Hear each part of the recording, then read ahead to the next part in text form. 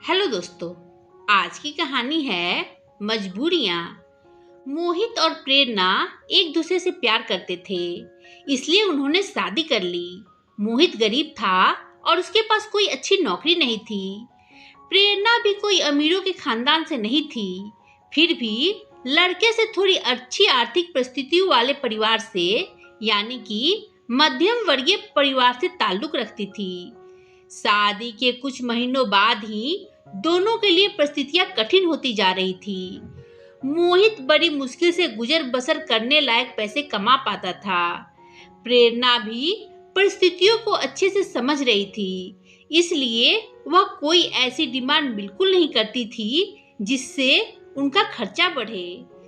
एक दिन सुबह सुबह प्रेरणा ने अपने पति मोहित से कहा, देखिए जी, मेरी हेयर क्लिप टूट गई है। अगर हो सके तो एक नई खरीद कर ला दीजिए, क्योंकि मेरे बाल काफी लंबे हैं और बिना क्लिप के उन्हें संभालना काफी कठिन हो जाता है। मोहित पहले तो चंद सेकंड तक कुछ नहीं बोल पाया।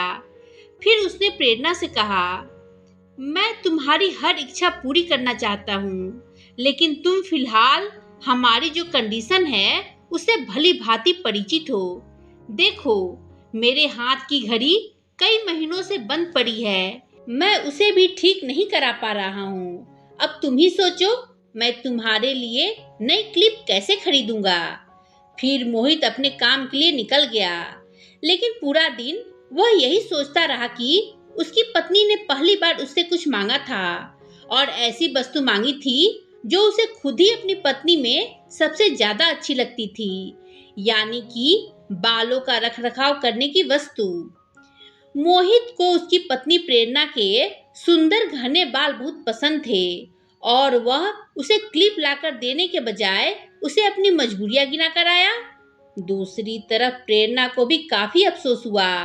वह सोचने लगी कि वह तो अच्छे से जानती थी कि उसका पति कितनी कठिनाई से खाने पीने के लिए पैसे कमा पा रहा है। उसको नई क्लिप के लिए नहीं कहना चाहिए था।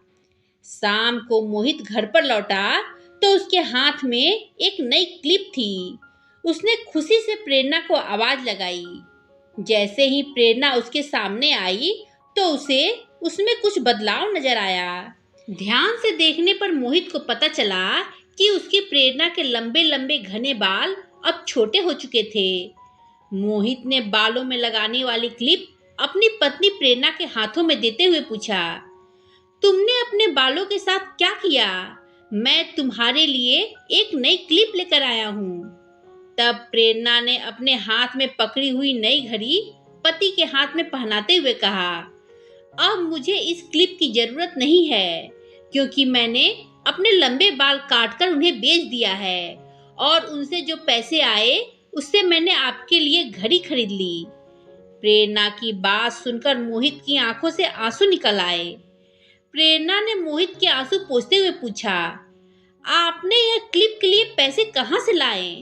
तो मोहित ने कहा, मेरी जो बंद घड़ी थी उसे तो मैं रिपेयर करवा नहीं पा रहा था और तुम्हारे लिए मुझे क्लिप लेनी थी, तो मैंने उस बंद घड़ी को कुछ रुपयों में एक घड़ी वाले को बेच दी और उन पैसों से तुम्हारे लिए क्लिप खरीद लाया।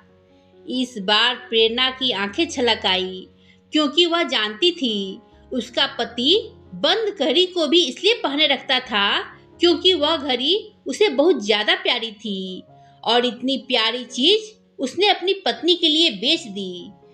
तो दोस्तों, इसलिए कहते हैं कि लोग अपने हैं या पराए, इसकी पहचान बुरे समय में ही होती है। तो दोस्तों, आपको ये कहानी कैसी लगी? कमेंट कर बताएं। कहानी पसंद आई हो तो लाइक शेयर करें और मेरे चैनल को सब्सक्राइब कर बेल आइकन दबाना ना भूलें, जिससे कि मेरी कहानियाँ आपको लगातार मिलती रहे। धन्यवाद दोस्तों।